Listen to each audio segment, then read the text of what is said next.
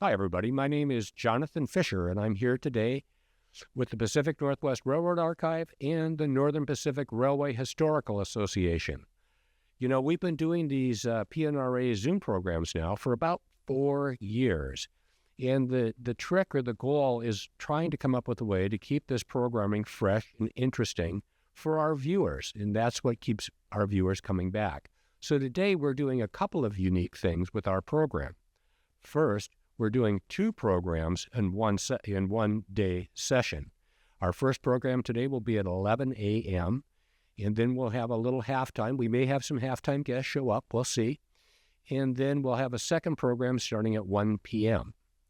The other thing that we're doing today that's very unique for us is we are on the road. We're actually making a field trip. So we're going to be live today from the Highline Heritage Museum here in Burien, Washington. So, people say, well, that's not very far. PNRA is only a block away. But, you know, we're out in the field and doing a field program today. And we've got a really great pair of programs for your enjoyment. First, our dear friend, Jack Christensen, will be talking about the connecting train that ran from Tacoma to Auburn, East Auburn. And then after our break, Gary Tarbox will be back talking about the development of Northern Pacific Railway steam passenger power. So with that, I know everybody comes see me, so I'm going to be happy to turn this over to my dear friend Gary Tarbox and Jack Christensen. Guys, take it away. Well, today we're going to talk about the Tacoma connection, which is one of the really interesting jobs that Jack had in his career. The purpose of the connection really was to bring Tacoma passengers to and from the NP's transcontinentals. And I wanted to point out, though, that some of those trains the connections ran after dark.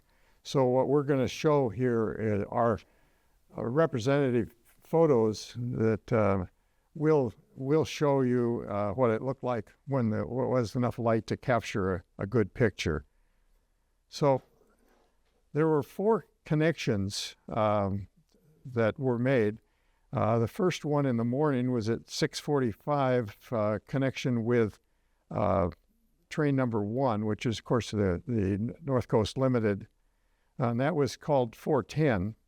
Then we met the Alaskan train 4 at 8:40, and then the evening connections were train 5 at 6 o'clock, and the eastbound North Coast Limited train 2. One of the things I wanted to make sure everybody remembers is that westward trains were always odd-numbered trains, and eastward trains were even numbers. Jack only really worked on the evening connection, so those are the 2 we're going to talk about today. The first evening connection was the 414, meeting the westbound train number 5 to pick up passengers at East Auburn. Looking at basically the route of thing, we're going to go from Tacoma. We're going to pick up the cars and run dead train over to East Auburn, which was, of course, slightly south and east of Auburn, and it was on the transcontinental line that went there, went all the way back to St. Paul. Yeah, up there. The connection also provided services to passengers at Puyallup and Sumner and Auburn depots. Interestingly enough, because Auburn was just a stone's throw from East Auburn, a number of blocks away, they still would take passengers from the transcontinental lines and then take them over to Auburn Depot so that the transcontinental didn't need to make 2 stops in Auburn. So here's Jack and Max King in a 1954 shot. with their favorite engine, the 2194. Jack really enjoyed working with Max. And Max was an author. Tell us about working with him. He got to writing for the Tacoma News Tribune, railroad stories, hunting and fishing stories, stories of, he would go out to these villages out in Washington State and get a hold of the oldest people in town, and he had a tape recorder. He'd have them relate their some of the vignettes of their life, and it provided a little bit of material for the Tacoma News Tribune Sunday rotogravure, the Sunday papers, and he would write about railroading, railroad people, about hunting, fishing, and the lumber mills, and how it was in the early days. And he had quite a following in the Tacoma News Tribune. I was doing a little artwork then and taking a course in art, so I started doing the covers for the Sunday rotogravure.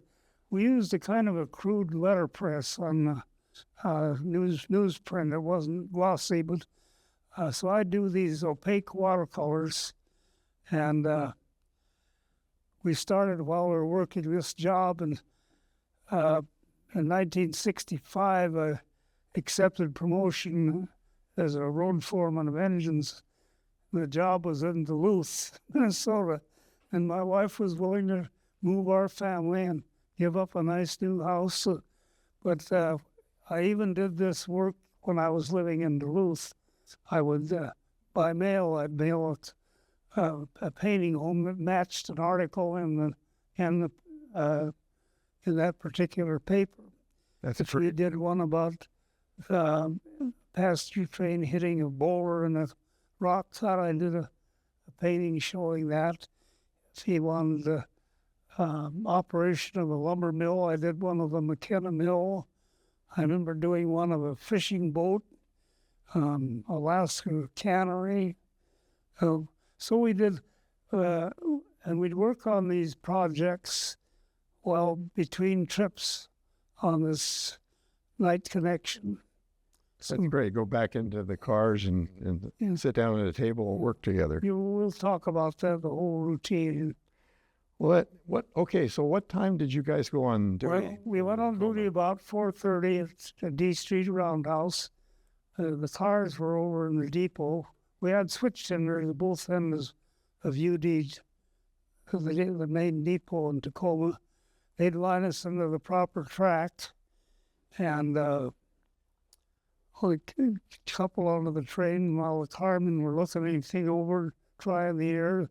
Conductor would come down with the orders, and we'd get our clearance, and we had to have orders, and he would compare watches with the engineer. And Max was, I guess he said he'd broke his back falling off a coal deck when he worked in a logging camp. He was a little bit crippled up, but he would let me run the engine. So, and this 2194 was hand-fired. And I just thought, that's kind of a tough gig for Max to shovel coal into that thing. But the deal was that we went out in the morning or the evening. The first trip was with deadhead equipment. No passengers. We're going over to meet number 5. So I got to run the engine when they didn't have any passengers. But you were a full engineer at that time, though, too. 53. I was promoted in 1951. January 51. So this map is really showing you the the layout of Tacoma. Yeah. And you'll notice that the double black lines is the main line coming through. Going through the yard and then up past the Union Station. The green line that breaks off from the line is what we call the drawbridge line, because it went across the Theophos waterway and then turned and came. You could come into the Union Station that way. And the nice thing about that was that the engine and actually the whole train was turned around so that it was ready to go back to Auburn for the next run. So here's a picture of the deadhead equipment leaving Tacoma Union Station. Typical consist was a coach and a baggage car, but occasionally there was 2 coaches. We run extra to Tacoma, and you'll notice the white flags on this engine, so we are actually running extra. I would load the firebox up as much as I could, the back corners and the sides, put as much coal in, and of course that made a lot of smoke. But I don't know, we have a picture of a butterfly fire door it was pedal operated, air operated door to fly open, but it had a handle where you could move it manually. So when you put a lot of coal and make a lot of smoke, you could crack that door a little bit, let a little air in, that would cut the smoke down. So I'd load that firebox up as much as I could. So, and then Max would just play with that handle to keep the smoke down. He wouldn't have to get off his seat box and shovel coal till we were almost at Puyallup. So, and of course we'd stop at Puyallup, and he'd put in another fire between Puyallup and Sumner. We call it putting in a fire. We're just filling up the back, keeping the back corners and sides banked and light and bright in the middle. And then leaving Sumner was the last fire, and we hit the Stuck River Bridge doing about 70 or 75, and you shut the throttle off and slam the reverse lever down so you could coast all the way to Auburn. And the first trip you went down, coasted down the main line, and you had a switch tender at north end of Auburn Yard. He would line you around the Y toward East Auburn. And you get down there and get into the siding and wait for number 5. That was the dead end trip. And so this is the picture of the north. Yeah. And you'll see that there's an eastbound and westbound main, and that makes no sense because it's north and south, of course, at that point, except it makes railroad sense that the railroad determined that anything coming from St. Paul to Seattle is going west. But when they first started the railroad, they actually went through Portland. So when you come north from Portland, you're going west, which actually makes no sense because the interesting thing is when you get on the main line, east and west is different. And so you are going east, and all of a sudden you're west when you get on the main. So anyway, so this shows you where the roundhouse was, and the thing. You'll notice there's 2 lines going for what we call the Tacoma leg of the Y. Yeah. Well, this hour ones, Yeah. they'd head us around. This was a hand-operated switch here. This was a spring switch. And this inner track was used for freight trains leaving Auburn's yard for Yakima. So they wouldn't have to line back. They'd just go through this. They'd get a signal indication.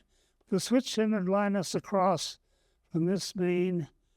And we'd get our brakeman to take care of this switch, which is normally for the Seattle leg. Put us into this siding, and we'd wait for number 5. That was the connection. So we actually were headed east, and there was a little refreshment stand there, and that was quite a gathering for people. There was a depot there, too. Got to be quite a place. And during the war, it was kind of a busy spot. But that's the way of the layout. And so here we have 1677 at East Auburn, headed in at East Auburn. And you'll see that there's the passenger train that they're loading onto, or off of, I should say, and loading on the connection, or is across the umbrella shed from the connection. So this is really at 6:00. Well, the mainline train was scheduled to head on into Seattle starting at 6:00, and then 1440 the connection would then back out, and it's scheduled to leave actually at 6:08. It would back around the Seattle leg of the Y. Let's go back to this one. Now, after number 5 left, the switch tender up at Auburn lined them onto the main here. After number 5 left, we would back out around the Y, and by that time, the switch tender would have us line through the crossover to the depot. And then that's when we assumed our schedule was, 4:14, is it?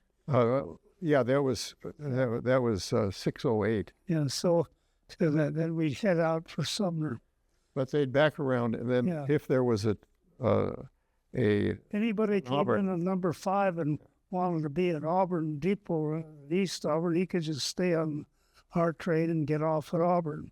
Yeah. And of course, any mail had to be dumped there too. But so we'd be heading on as 4:14 then. So here's what it looks like for the 2216 leaving Auburn. If you notice way in the back there, the Auburn Depot is there. So they've just come around the Y and are moving down the track at this point. So the first stop then would be Sumner, and this is looking west. Here's the main, yeah. Looking south, yeah, actually. Yeah, south, but it's interesting now with the BNSF, the BN and BNSF, the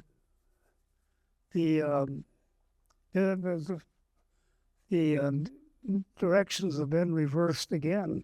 Yeah. Going south, you're odd numbered. East to north, you're even them. That's because the Stampede line is not the main line anymore. It's the Great Northern. So these directions have been changed more than once. This is a good Sumner. There was some berry sheds in the years. And then we're scheduled really for the stop at 6:19. So it's only 7.4 miles south of Auburn. So it's a fairly quick trip. And then we go to Puyallup, which is on the north side of the line. And so this is how it would look coming into it. And it was on a 6:26 start time. And it's only 3 miles south of Sumner. And then here's a picture of 2216 approaching Reservation. Now, the important fact there is that, getting back to here, this is where Reservation would align the switch to leave the main line and go on the drawbridge line. Yeah, he'd line it through the yard here, and I was over where it crosses over the double track. There was a tower there, 15th Street Tower, and they'd line us down into the depot. And then here's a picture of the bridge, the drawbridge. Of course, this is a 1927 shot, but it didn't change that much. It was there into the 50s and 60s. Yeah, and you're looking at it from the east side of the bridge, so it's the way the train would have, the connection would have actually seen it. And then here's another picture of a connection coming across after it's gotten off the drawbridge, coming across the main line and ready to drop into the Tacoma Union Station. And then here's another shot of a connection coming down. And you'll notice, by the way, that he's hauling extra baggage cars on this part, whereas this is another one that has 2 coaches rather than 1 coach. And then finally, we're in the Tacoma Union Station, and we're getting set to. So this is really the conclusion of 414 connection number for train 414, and then scheduled to be in there at 6:45. The connection then is scheduled to leave as train 411 at 9:40. So there's essentially 3 hours of layover. We'd sit in the coaches, and Max would work on his articles, and I'd work on my. I did some pen and ink sketches for the rural. They were with the going inside with the article, as well as the painting for the cover. So we generally have a couple pen and ink sketches. We got $25 for our work for the painting, and 25 for any article that Max did. Of course, that was a time frame when candy bars were 5 cents, and things were a little more. Money was really worth something. $25 was actually something you could live on for a day or two. And we just sit there. That was our free time. And if you had a lunch with you could eat lunch. You'd sit in the coaches, and then we'd get out. When number 2 left, Max would take over, and we'd do the whole routine, Puyallup, Sumner, and when you got to Auburn, then you went up to the depot instead of going through the yard. You went up to the depot with 411. Was it 411? Yes, 411. And then your station work at Auburn. You'd back around to East Auburn, get in the siding again, wait for number 2. After number 2 went, we all got rid of all your passengers. You're deadhead, and I'd take over. I'd be run the engine. Then we'd head around through the yard. We'd line ourselves around and the switch tender at the north end of the yard would line us through Auburn, the north end of Auburn yard onto the main. We just highball for Tacoma with no stops. You didn't have to spot. See, a lot of the skilled work was spotting the cars for baggage and passengers, and you got a lot of that on these connections. Same way with 402 at night, 402. They made 20 stops going through the portal. You got a lot of practice handling air brakes from a high speed to a stop and spotting it at a certain spot. But when you had that equipment, you didn't have to worry about that. So we're now connection 411, and here we are leaving Tacoma for East Auburn. We're deadhead. We're not deadheaded. We're actually loaded with passengers at this point. Yeah, you don't have any white flags here. Yeah, and we're tells you the story. When you're running extra, you're carrying white signals. And we're going to be stopping at Puyallup, Sumner, and Auburn, because those are scheduled stops on our way to East Auburn.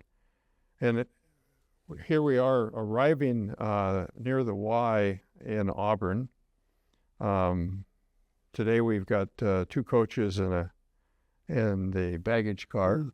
We're almost up to the depot. And we're headed into the depot. And when we get done with that, we're back. You can see where the switch standing down here. Here's the switches, the crossover. We've already backed across. We're headed down toward East Auburn. Well, no, he's still going to Auburn. He's not at there yet. Okay. And he's not scheduled to arrive there until 10:13. Okay. So it would be fairly dark on most days at this point. So this is a good example of one that we're showing you, of course, another train, but it's the same action. Yeah. So here again, we're going down to the depot, and then we're going to back around the Seattle leg of the Y. And straight down into East Auburn. So we will be facing here we are in the mode where we're getting ready to set up for the Y, and he's the switch tender's down there, and he's ready to mark it. This backing move then puts you going the other way into the East Auburn siding. So he's waiting now for train 2 that's leaving, of course, Seattle at about 9:30, and they've scheduled for really arriving here at 10:35. So it's about an hour from Seattle to East Auburn in those days. This is, by the way, a schedule was set up for early 50s. Now, just before they went to the higher speed, which actually moves the train earlier in the day. So so now when you're here, you notice that there are passengers on the line. So they've already gotten off the connection, and they're waiting for the North Coast Limited to come through. And here's the North Coast Limited. This is obviously after the change and all that good stuff, but the same thing with 26 as it was with number 2 was the same operation, just a different time of the day. So it'd be at night with number 2. So anyway, North Coast Limited is scheduled to leave East Auburn at 10:45. So they give them 10 minutes to make the transfer and all. And at that point, we are going to leave East Auburn, come around the Tacoma side of the... Yeah, the switch tender north end of Auburn Yard he'd have some of the inside tracks lined. We would line the hand throw switch to led to the Seattle leg. We'd have to line ourselves around this outer south leg of the Y, and the switch tender would line us through the yard, try to get the switch engines out of the way and let us out onto the main line. By that time we had our white signals up, and we'd run extra back to Tacoma, no stops. Good.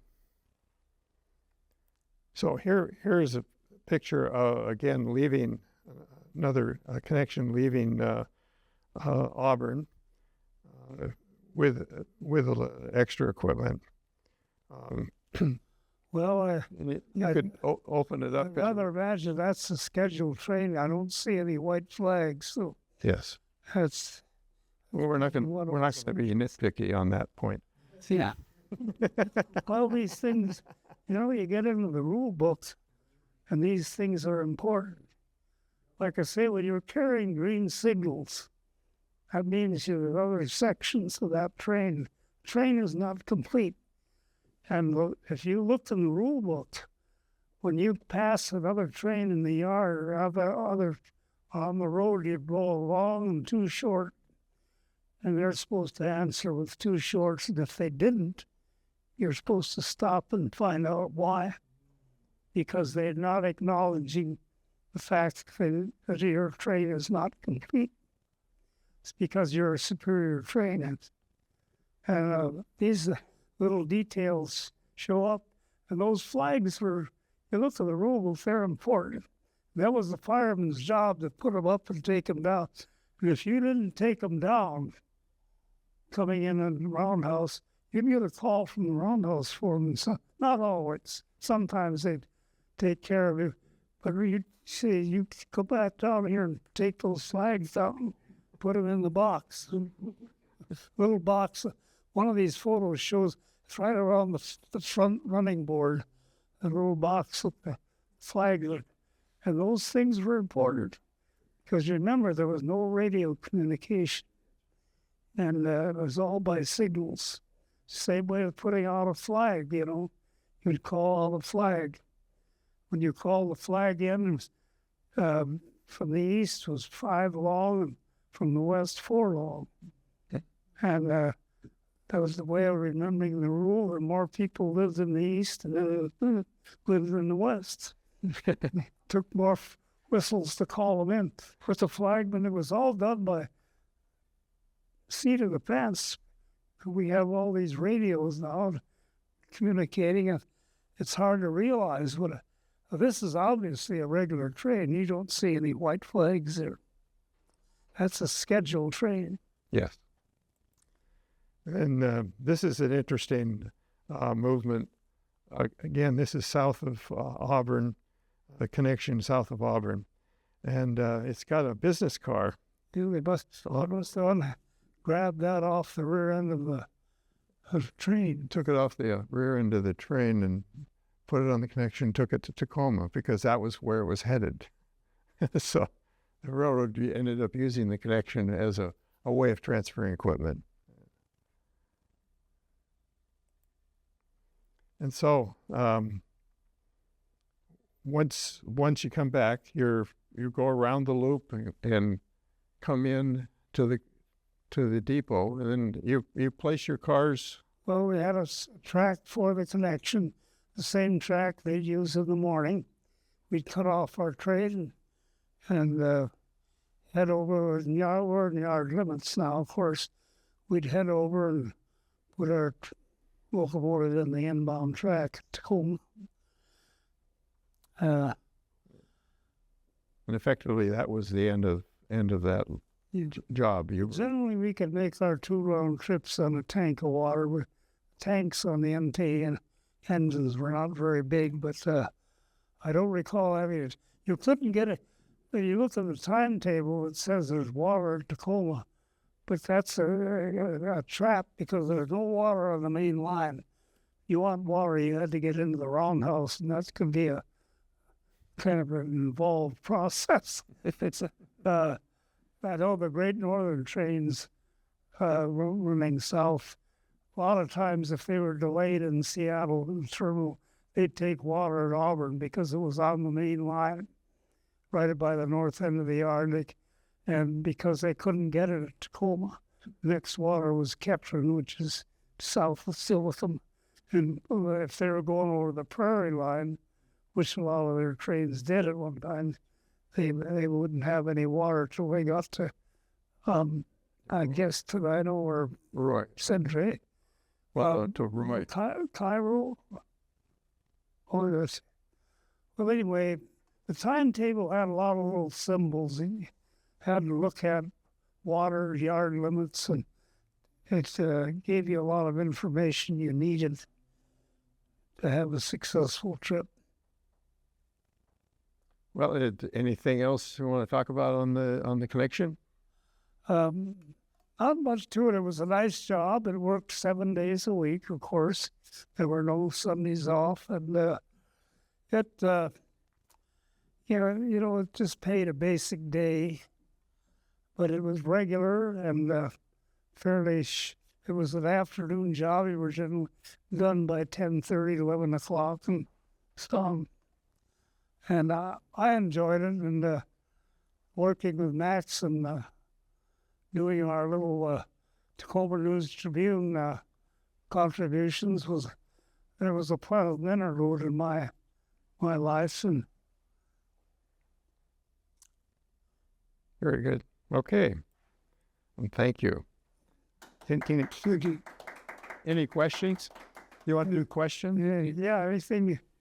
Yeah, so thanks, guys. That was a great presentation. You know, I've been with you guys a number of different times, and every time I watch this sequence, I just learned something more interesting about, like the flag thing today, and knowing that there's. So, Jack, then that box would have white flags and green flags. That little box picture. There's a couple of pictures. You could see that box. Okay. It just had a little hook in it, and. I don't know if you, and there were holes in the back of the box, and the flag staffs, which are about a half-inch pipe, they went through the holes in the back of this little box. Oh, here. Okay. Yeah. They were pretty handy because that's where you needed them, because you put them up here right behind the classification lights. So if you're a regular passenger train, you didn't light these, But if you were extra, you'd light the lights, put the flags up. So you were only scheduled when you had passengers on the train, and you were an extra when you were running light with just the coaches. Yeah, well, when you're running light, if you're running extra, you had to carry white flags. The white flags. And if you were on a passenger job, like during the war when number 2 had quite a few sections, they'd all be carrying green signals except the last one. And Yeah, what did the last one have? and if anybody was in a siding up there somewhere on between Auburn and Yakima, they'd have to wait till they got a train with no signals going by before they stuck their nose out to go the other direction. And so it was all done through the all visuals. There was No radios, no cell phones, none of that. no phone, no light, no motor cars. Nothing of that. Yeah, not a single luxury. Gosh, this is great, guys. So, one thing I sort of forgot to mention at the beginning of this program, because this is a PNRA Zoom program, normally we will all be remote and doing this all virtually. But today, of course, we're live. And so I want to say hi to all of our guests in our audience that are watching on Zoom. And I also want a special welcome to all of the people of the future that will watch this program on YouTube. So welcome, people of the future. May you be AI, intelligent life forms, or whatever you may be at some future juncture. So if anybody in our audience today has a question, now would be a super great time to enter that question into the chat. We have Virginia Wright, our executive director at the Pacific Northwest Railroad Archive, monitoring the chat. And so now is a great time to ask that question. So, Jack, how long did you work on the Tacoma connection with Max? Well, I'm kind of vague on that. See, I didn't keep I only have 2 or 3 time books. If I thought anybody would be interested in this stuff 50 years, 60 years later, I probably would have saved more of them. Yeah. One thing, when I was road foreman of engines, you had to file a monthly report to the master mechanic and superintendent. And they always generally, sometimes the clerk would do it for me, but you made out your own. I generally make a carbon, so I'd have a record of it. And for some reason, I hung on to that. Ordinarily, when I quit that job, which I did because it wasn't union and they weren't paying enough. Right, and this was couldn't afford it, actually. Yeah. When I left that job, ordinarily I would have just trashed it. And I had no thought that anybody would be interested in this stuff. Well, actually, most of these people from all walks of life, they didn't work on the railroad. Some of them were pretty heavy hitters in their own field. Sure. Like look at Bill Zidell. He's the vice president of J.P. Morgan Stanley. I know. Pretty heavy, Oh, yeah. Respected guy. Why is he so interested in the Northern Pacific? But it's, you could just bask in the reflected glory of the railroads. So, was this the only place Otherwise, nobody, who's going to be interested in a 98-year-old geezer? Well, Jack, we are. Not quite 98 yet. But yeah, I know. Rounding up again as usual. A couple months, but yeah. So we got a question from the audience. What were the passenger cars on the connection? Some of the smaller windows and regular coaches. Boy. That could be for either Jack or Gary. So it looked like to me that you'd have a couple of 2 or 3 coaches and then a lot of mail, it looked like, right? Yeah, we usually have a baggage mail car. And a lot of that stuff was pretty old heavyweight equipment. As far as the windows are concerned. I think they were mostly the 1200, standard 1200 heavyweight. There's never much involved. I guess not much interest in the coaches themselves. Yeah. Well, you're busy looking at the locomotive. So we got another question from the audience. Go ahead, please. So I'm curious, the last pictures it looked like on the train in 1954 was still drawn by steam. Was 1954 the last year they used steam? Oh, well, yeah. The last steam on the NP was 58, but it was pretty well gone by 54, 55. I think in '56 they went to buses. Yeah, They re- yeah, and yeah. they always used steam on it. They never. So they shipped it to buses and things. Shortly after the new North Limited went on, I think they switched to buses, just Yeah. too expensive, you know. And Yeah. but no, some of that stuff is, like I say, if I thought people would be interested, I'd have kept better records. Because there is a fireman, you had to keep your own. You know, the engineers had the copy of their time slip for their records, and I got all of those from the time I came back from Montana, and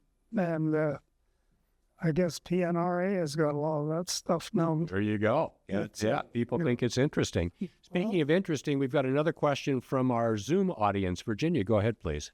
Becky from George Foster. I have a question about the Alley train was turned and set over the Auburn Depot, since that move would have been against the financial traffic. Were there yard limits covering the area of the depot that permit such a move? Also, I have one Maxie's articles from the CHE, probably in 67. Wow. Yeah. George Foster from Hermiston, Idaho. So, Jack, did you get the question? Well, it was just at the north end of the yard. Okay, let's give it to me again, Virginia. I have a question about how the train was turned and set over to Auburn Depot, since that move would be against the front of traffic. Were there yard limits covering the area of the depot that permit such a move? Well, Because you'd cross over to the northbound, you'd be pushing northbound on the southbound main or southbound on the northbound main or something. is that going through the yard now on the main line?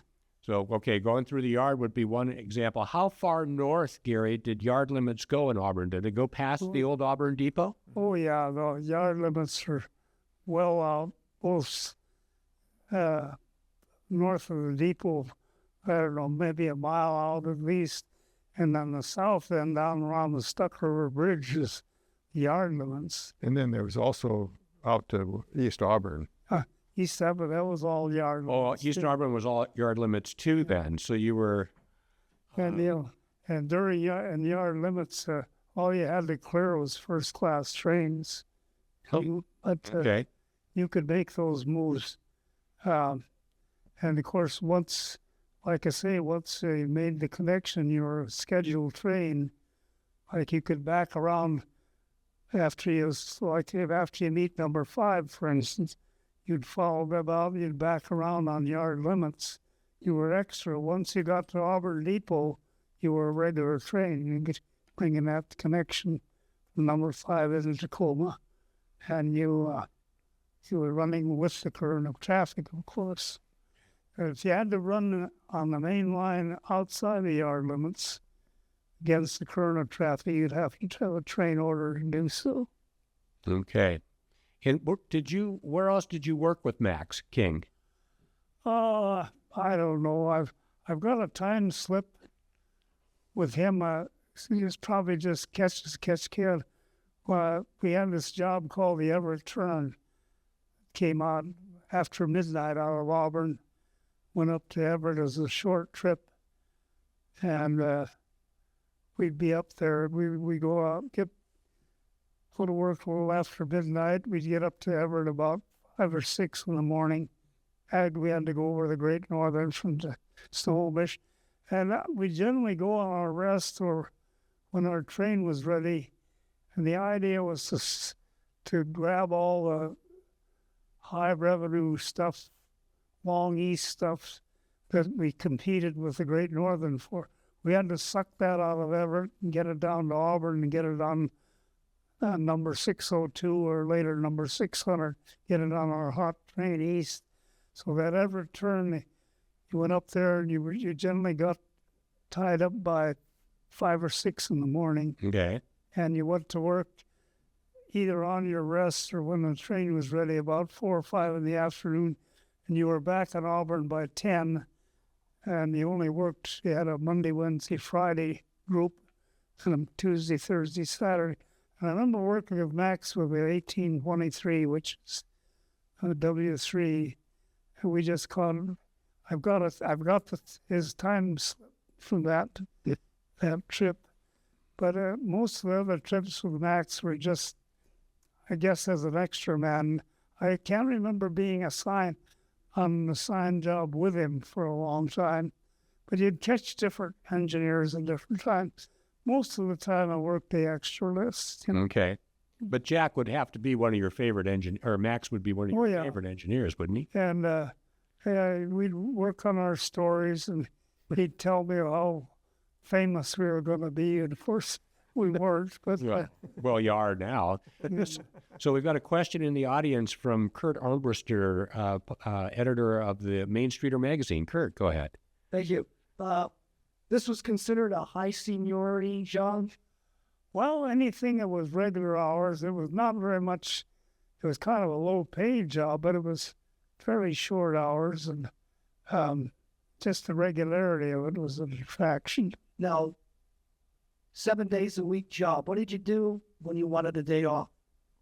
Well, you can if you wanted, you could ask for a day off, and they'd ship the guy over to. They did have a fireman from Auburn extra board to work the job for one day if you had to be off. You'd have to have a good reason, because it wasn't that great for pay, but it was equal to a little better than a yard engine, I guess. Okay, and Virginia says we've got a couple of more questions coming in from the chat. Thanks, chat viewers. Virginia, go ahead, please. Question from Park Maccabee. Who were some of the conductors? Oh boy, That's a good question. yeah. Thanks, Clark. I'm having a senior moment now, but You're entitled. Senior moment with a senior audience. Yeah. yeah, I can put a face on them, but I really can't. We had one guy that I don't know if he would work on that connection. The passenger car was a guy named Benny Eckler. There was another one called Carnation Bob. Carnation. He was a black man, or I mean, he was partial, and he was a pretty elegant guy, and he got that moniker because he always had a red card, and he was a pretty elegant dresser, pretty neat guy. Yeah, I think it's conductors I remember, like Fred Sampson, who was a neighbor of mine. I don't remember what I worked with him. I know when I'd come in, I was living with my folks at that time, and I'd be tie up at 3 or 4 in the morning, and he lived quite a few doors down from our house on the other side of the street. I'd see a light in the kitchen. I'd go in there, and he just tied up from some other job, and we'd do a little old heading, railroading in the middle of the night, drinking coffee. But if you gave me a list of names of conductors, I could pick out ones that I remember. I actually, when I came back from Montana and had to work over the Great Northern, what really impressed me was how hospitable they were, how much they helped me. And I can remember the Great Northern conductors better than I can ours.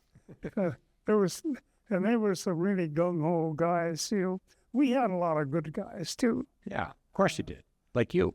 Yeah. So now, while you were talking about meeting your neighbor and having coffee and talking railroading in the middle of the night, were there a lot of railroad employees in the neighborhood where you grew up and lived? Oh, we were all in the East End. I don't know of anybody real close to us, but it was a railroad town, Sure.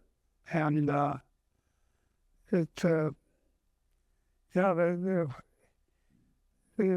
whole town was, you supplied the railroad people. It was the main generator of It's what people did for a income. living. Yeah. Yeah. And yeah, I can honestly say that in 57 years working, I only met a couple of guys that one or two that I despised, and maybe 3 or 4 that were unpleasant, but by and large, they were a pretty damn nice bunch of people. And they all had their little idiosyncrasies, but it was, and that goes for the Tacoma Division and the Lake Superior and the St. Paul Division and the Rocky Mountain. The only ones I didn't work on were the Yellowstone, the Idaho, I guess, and the Fargo. In Fargo, okay. Bill Kuber takes care of that. There you go. Now, do we still have any more questions? We have more questions from Virginia. Go ahead, Virginia. Earth Vanderward, did the connecting train actually drop passengers at the Auburn Depot, or just pause there before backing up to the East Auburn Depot? Um, Well, that was a good question here. on the first trip, when you went up there, I presume going up the first trip we did, and we didn't get near the depot. Okay. So we'd head through the yard around the East Auburn. Right. After we backed around, number 5, after they left, we'd back around. So you could get on at East Auburn and ride over to Auburn if you're so inclined. And if you just wanted to go that far, I guess you could sneak on there. The same way with number 2, of course, you were going out with passengers there. Right. You could get off. I presume you could get off at Auburn if you wanted to. Timetable shows you Yeah. that you Olivia Stone. Maybe you would be interested in going on any further, but You could buy a ticket from East Auburn to Auburn. no, you could like coming out of number 2, you could probably get a ticket to Auburn because you had to stop there to back around, I presume. Yeah. Yeah. Yeah. Well, the westbound ones were particularly dropping it. They didn't drop the person at East Auburn unless they wanted to get off there. But if they wanted to go to Auburn, they had to get on the connection because they didn't stop the Transcontinental at Auburn Depot. Yeah. That went on into Seattle. Yeah, number 2, I didn't stop at Auburn. Yeah. He just went over he had to get out at East Auburn. East Auburn, number 5 is not an on top, just Australia and Seattle. Yeah. Okay. Well, Jack, anything more for the good of the order here while you're thinking about it? Well, I'm sure you got something up your sleeve. yeah, there's always a lot of good stories, I guess. But Well, sure there are. Yeah. Okay. I know there's a lot of stories of the Main Streeter. I've got a book out, and I don't make any money on that, but you can get that. I go through the NPRHA or the PMRA. Yeah, right. They've got them in the store. Yeah. You know. And most of it is true, I think. Or at least it was a good story at the time. Yes. Like remember Eric Hoffer, that longshoreman philosopher? He said a lot of the things I talk about doing when I was younger. Maybe I didn't do them, but I thought I did. There you go. All right. Well, ladies and gentlemen, thank you very much. This concludes the first part of today's program. We're going to take a break for about an hour, and we'll be back at 1 p.m. for our regularly scheduled PNRA Zoom meeting, at which time Gary and Jack will be back again, and Gary will be leading a discussion on the development of Northern Pacific passenger steam power. So I will look forward to seeing everybody back, and thank you very much for enjoying the first part of today's program. Thank you, and bye for now. So there you have it.